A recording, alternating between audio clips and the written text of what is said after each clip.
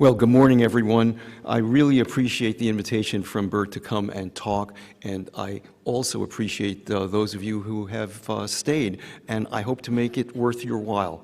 I had a really good time putting this talk together, and I really thought that the subtitle perhaps should have been, "Why All the Fuss?" for oncogenic viruses. And what I'm going to try to tell you over the next 25 minutes is to explain with the theme of this particular session that there's been tremendous investment and learning from basic research, but that a lot of that investment has also paid off in terms of practical value in terms of trying to help patients. So first, a word from our sponsors. I just need to tell you that the NIH has patents on the virus-like particle vaccine technology for papillomaviruses, and I'm an inventor of those technologies, and they've been licensed to Merck and GlaxoSmithKline, the two companies with commercial versions of the vaccine. Now back to our regularly scheduled program. So before I tell you about the animal virus work, which really underpins a great deal of the viral oncology, I first want to tell you briefly about their use. So first, animal viruses are paradigms for studying experimental carcinogenesis, and they led to the identification of oncogenes and insight into the function of oncogenes.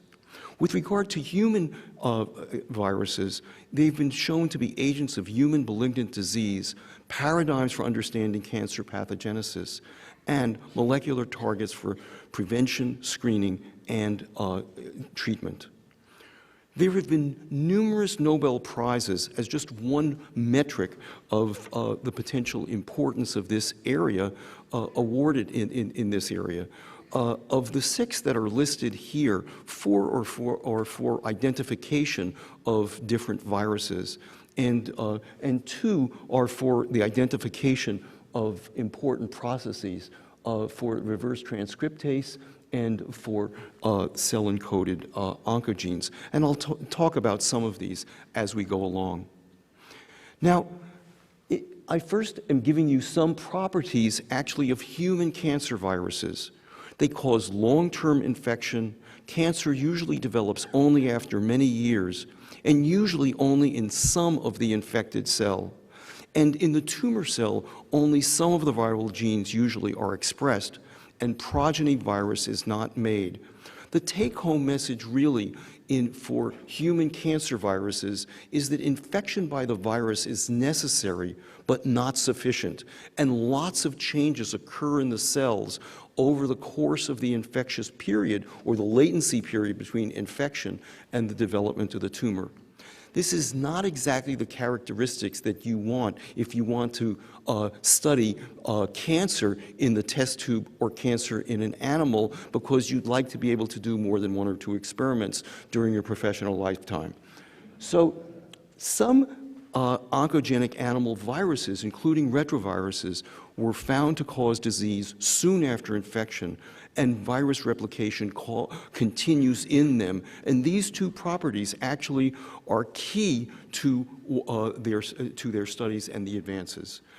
Actually, the first animal virus that was discovered that caused cancer was the avian erythroblastosis virus. And although Peyton Rous, a couple of years later, took advantage of this information, there was not much follow-up for the Ellerman and Bang data. And the Rous sarcoma virus occurred in chickens. The cottontail rabbit papillomavirus, or the Shope papillomavirus, was the first mammalian virus. And one interesting feature of that is that initially it caused papillomas, and then Shope saw that under certain conditions it could progress in the domestic rabbit to cause malignant tumors. He thought that he had his hands full working just on the virology and trying to understand the papillomas. And so Peyton Rous actually was a colleague of his at the Rockefeller Institute, and basically Shope handed over to Rous the oncogenic, studying the oncogenic properties of papillomaviruses. And then these two DNA viruses, the rabbit papillomaviruses, also a DNA virus, were discovered in the 50s and early 60s. And I'm sorry, let me just go back and say that I'm going to focus on the Rous sarcoma virus for the next few minutes because I think it exemplifies some really important principles. First, Rous was able to show that cell-free filtrates induce sarcomas in the chicken. And this, taken from an excellent review by Robin Weiss and Peter Vogt, who I'm happy to say are here today, is the actual chicken that had the original sarcoma. But later, it was shown that the sarcoma virus induces focal transformation of cultured chicken cells. And importantly, and these are shown here, and this is actually taken from Robin Weiss's PhD thesis, copying the techniques of Temin and Rubin. And virally infected cells continue to grow over each other, as shown in this scanning electron micrograph. And you can isolate and compare transformed and normal cells. So what's happening here? One of the big dilemmas was, how do retroviruses cause cancer? Retroviruses are RNA-containing viruses. When you look in the virus particle, they contain only RNA. And the discovery of the reverse transcriptase by Baltimore and Temin and their colleagues really solved that problem, because it indicated that retroviruses replicate through a DNA intermediate, and that's shown diagrammatically here, when inside the cell, the virus contains the protein for the reverse transcriptase in the virus particle, and inside the cell you get reverse transcription to make the DNA, and then there's insertion into the host DNA, and this is called the provirus, and then you get transcription of the viral genes. And importantly, proviral integration into the host DNA is part of the retroviral replicative cycle. Now, the question was, how does the Rous sarcoma virus cause tumors so quickly, and how does it cause that cell transformation in vitro? And the answer turned out to be that the Rous sarcoma virus actually has, if you will, an extra gene compared to the 3 replicative genes of a typical retrovirus. And through the studies of mutants, by and large, that is mutants, it was able to be determined that SARC mediates the cell transformation. You could have mutants that involved here, and so you had replication defective virus and it's still transformed, or you had mutants that involved this area, they still replicated, but they did not transform. And in the 1970s, research by Tony Hunter and David Baltimore and others indicated that the SARC protein phosphorylates tyrosine residues on itself and on cell-encoded proteins, and this was the discovery of the protein tyrosine kinases, which are so important, as you heard particularly from Jeff Settlement in terms of cancer. Another question was, then where did the SARC gene come from that had these potent oncogenic activity? And that was really the research by Stalin, Bishop, and Varmus to show that while retroviral replication genes are poorly conserved in evolution, that is, these 3 viral genes, the SARC viral oncogenes is derived from a cellular gene, CSARC, that is highly conserved in evolution. And this is also true for other viral oncogenes. In addition, they found that when you made the sequence comparison, that the viral SARC oncogene is mutationally activated compared with the cellular SARC gene, and this is also true for many other oncogenes. And as you heard from Bert Vogelstein, mutational activation is a frequent phenomenon for cell-encoded oncogenes. Now, what about the viruses that were the ordinary retroviruses that caused tumors after a long latency period and didn't cause transformation in culture. Now, it turned out that they used a process that was termed insertional mutagenesis. That is, the provirus integrated near a region that encoded an oncogene, and through that integration led to the activation of the oncogene. And what's shown here is a situation where the provirus has integrated near the MYC oncogene, and it has then activated the MYC oncogene.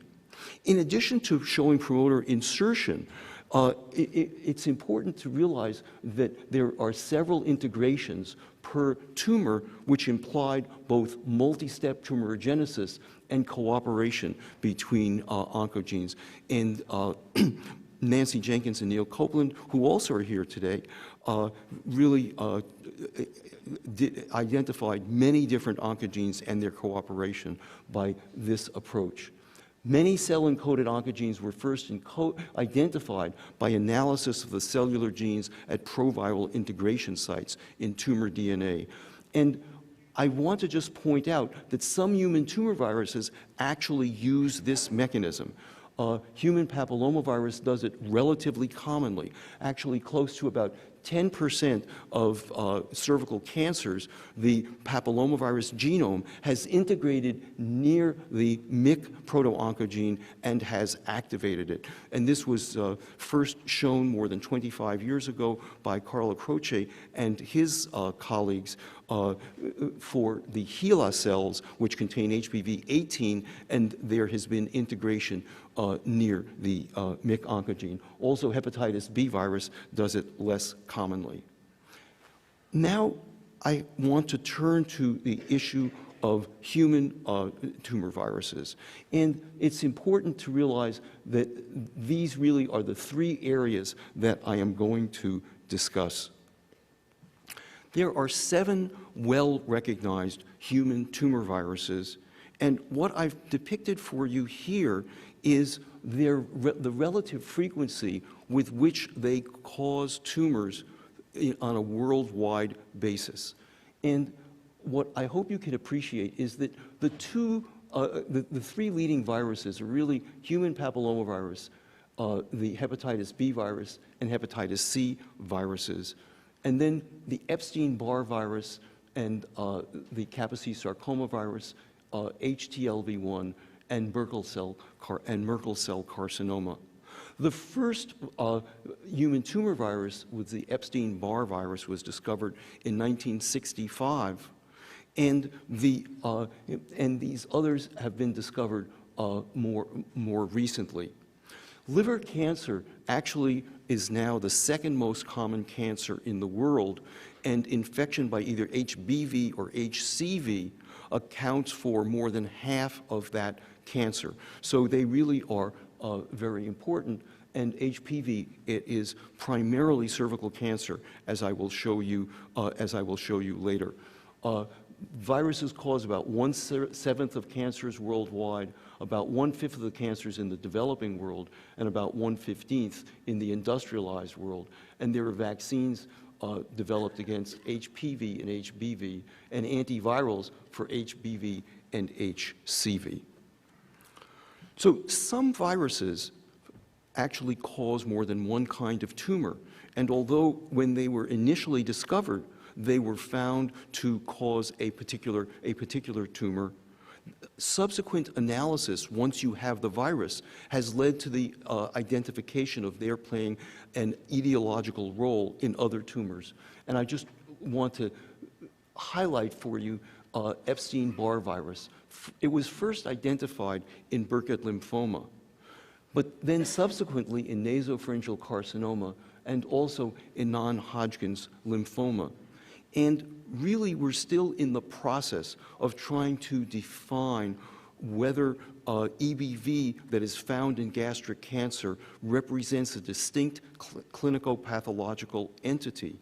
And the Cancer Genome Atlas paper on gastric adenocarcinoma, which will probably be published in a couple of months, actually lends strong support to the notion that the EBV-associated cancers actually are a distinct clinical pathological entity. Peter Laird has led that study, and if this becomes widely accepted, it actually will double the number of EBV-associated cancers. I'll have something to say about HPV in a few minutes.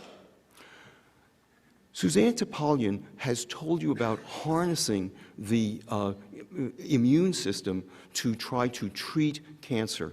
But also, the immune system and inflammatory responses are really critical in response to a viral infection. And it's important when thinking about oncogenic viruses that you can think both in terms of effective responses and ineffective responses. The immune response, which usually involves inflammation, is needed to clear these infections. However, inflammation can have a major role in promoting the development of some tumors. For example, when an ineffective immune response leads to chronic infection, and that's what is seen with both hepatitis B and hepatitis C virus infection in liver cancer. So inflammation there is very important, but it's what I would call an ineffective response to the virus because you have chronic virus infection, and together with the inflammation, ultimately, over time, you develop cancer. Now, oncogenesis by human viruses occurs in a number of different ways. The most common process seems to be to infect the cells that ultimately develop into a tumor. In that sense, analogous to the Rous sarcoma virus, although the oncogenes that are present in the human viruses are nowhere near as strong as the oncogene, and they are viral genes. They are not cell-derived genes. And you can see the list here. Sometimes they infect the organ, but not the cells that ultimately develop into a tumor. And hepatitis C virus exemplifies that. It's exclusively an RNA virus, and so it really doesn't have a mechanism for persisting and to be persistently causing the tumor cell. And so instead, it does it more indirectly by the inflammatory process. And HIV, although it often is not thought of as a tumor virus, I just thought I would mention that it does lead to cancer, but even more indirectly. It suppresses the immune system, making the host more susceptible to cancer. But most of that susceptibility is susceptibility to oncogenic viruses that also cause cancer in the normal host. In addition, just as we learned in the animal viruses, human viruses tend to have very similar mechanisms by which they are involved in perturbing the normal growth mechanisms. And the human papillomavirus, in work carried out primarily by Peter Howley and his colleagues, the E7 oncogene was shown to bind and inactivate the RB tumor suppressor protein, and the E6 oncoprotein was found to bind and inactivate the P53 tumor suppressor protein. And the SV40 virus, which is a monkey virus that causes tumors in hamsters, carries out the same process, and adenovirus, which causes benign tumors, also has the same process. So in the last part, I'd like to tell you about oncogenic microbial agents as molecular targets. The first point is that the genes and proteins of oncogenic microbial agents, such as HPV, are as much molecular targets as BRAF, EGF receptor, and the other regulatory proteins that you've been hearing about today, particularly in the first two talks. But microbial targets such as HPV have theoretical translational advantages over cell-encoded targets because they represent foreign genes and proteins, and it's easier to develop specific interventions against them. Now, we want to think about primary prevention, secondary prevention, and tertiary or treatment. And as you can see here, most of the interventions that have been successfully developed have really been for primary or secondary prevention. In the area of secondary prevention, antivirals against hepatitis B virus, but particularly more recently against hepatitis C virus, are really a very important development because you can abrogate the development of cancer if you can intervene soon enough. In addition, the interval between the intervention with chronic infection and preventing the cancer is much shorter than the decades-long interval when you are using primary prevention. An important phenomenon with primary prevention through vaccination is the development of herd immunity. And that means to decrease the prevalence of the infectious agent in the general population. Before the introduction of the hepatitis B virus vaccine in some parts of China, the prevalence rate, the carrier rate of hepatitis B virus in the population was close to 10%. Now, in those populations, among young people, it is down to about 1%, thanks to the intervention of the hepatitis B virus vaccine. However, we're not going to see the impact on cancer in those young people for decades, because even in those high liver cancer areas, the development of liver cancer is predominantly in people who are in their 40s and 50s. So, one slide about the HCV antivirals, because it's such an exciting and important area. It's an RNA virus, replicates in the cytoplasm, has 6 major genotypes, 6 non-structural proteins, each of which is required for viral replication and is a potential drug target. And inhibitors have been developed for 3 of them. Several are already FDA approved, and many are in the pipeline in clinical trials. And there has been progressive improvement in efficacy, with more than 90% of treated patients can develop a sustained viral response to some of the inhibitors, and they can be effective against the various genotypes. Also, there's been a reduction in side effects and the ability to shorten the duration of treatment, but as you probably have read, these drugs are quite expensive. And the issue of eventual drug resistance is something that probably will arise and I hope will be addressed.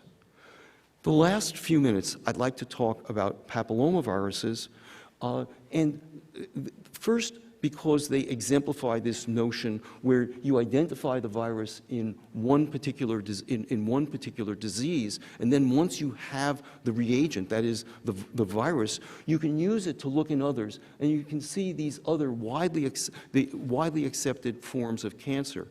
Now, this is what happens in the developing world, where, to borrow a phrase from CNN, it's all cervical cancer all the time.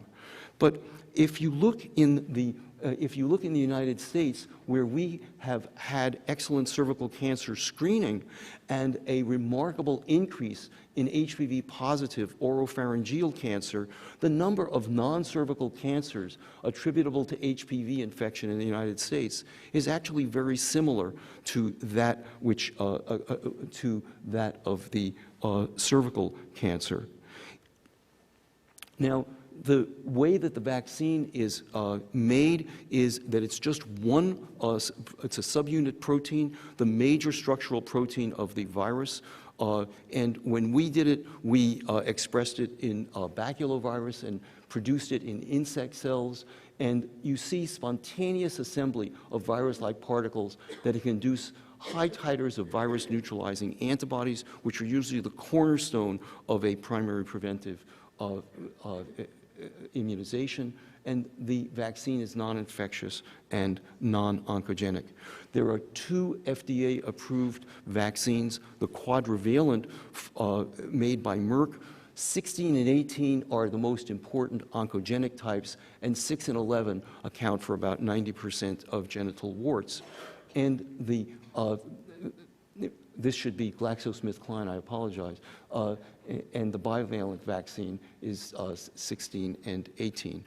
And in uninfected patients, the vaccination can confer close to 100% protection against new infection and disease attributable to the vaccine types.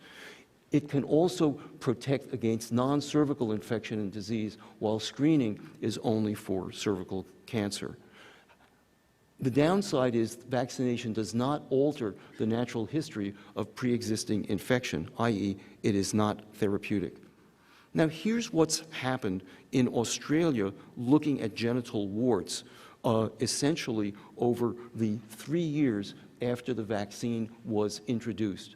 And the most remarkable is in the younger individuals, and a high percentage of them, about 75% of the girls, were vaccinated with the vaccine. And you can see this dramatic reduction in the incidence of genital warts. In the red line are the 21 to 30-year-olds where there was a vaccine uptake, but not as great. And with the green line, these women are older than the age of vaccination. There was no change. Perhaps even more remarkable is what's seen in the men who were not immunized. And this is evidence of herd immunity, and you can see it most dramatically in the young men, where there also is a substantial decrease in the incidence of genital warts. Now, I think in the near future, what we're going to see is fewer vaccine doses and broader protection. First, fewer vaccine doses. We have already gone from 3 doses to 2 doses, according to the European Medicines Agency, for young adolescents, and it's been recommended by the World Health Organization. This has all happened in the last 6 months. It's possible that there might be only 1 dose, and this would be unprecedented for a protein-based subunit vaccine. Those of you, I guess, are like me, who imagine every time we go to the doctor, we need to have our tetanus shot, know what it means to get boosters. But there, in post hoc analyses within the NCI-sponsored HPV vaccine trial in Costa Rica with the GlaxoSmithKline vaccine, 1 dose provided strong protection for 4 years, together with stable serum antibody levels. A prospective randomized controlled trial is needed. Protection against more HPV types by adding virus-like particles from additional types. Merck has a candidate multivalent vaccine called V503, which is designed to protect against the 7 most oncogenic types, as well as against 6 and 11. And let me show you diagrammatically what this can mean. The current vaccines can prevent about 70% of the cervical cancers and an even higher percent of the non-cervical cancers. But with the 9-valent vaccine that protects against the additional 5 most oncogenic types after 16 and 18, you get to close to 90% protection. It's not all of them because they are shown here, but it's certainly the vast majority. And Merck has recently reported that they have seen more than a 95% protection against those 5 new oncogenic types in their phase 3 trials. And the FDA has said that they will determine whether that vaccine might be approved by the end of the year. What about the future? I see additional preventive vaccines, especially for Epstein-Barr virus, might be quite interesting. Therapeutic vaccines, in theory, should work well, but we haven't been as successful in developing them. Additional antiviral agents, some might block key interactions with cell-encoded proteins, and some might block RNA, et cetera. Identification of new oncogenic viruses, and perhaps most important of all, we don't know what research is going to show. So let me summarize. The study of non-human oncogenic viruses established many principles of molecular oncology and led to identification of cell-encoded oncogenes. Several human oncogenic viruses have been identified. Their study has deepened our understanding of cancer development, and vaccines and antivirals have been developed for some of these oncogenic viruses. And please, stay tuned for further development. Thank you very much.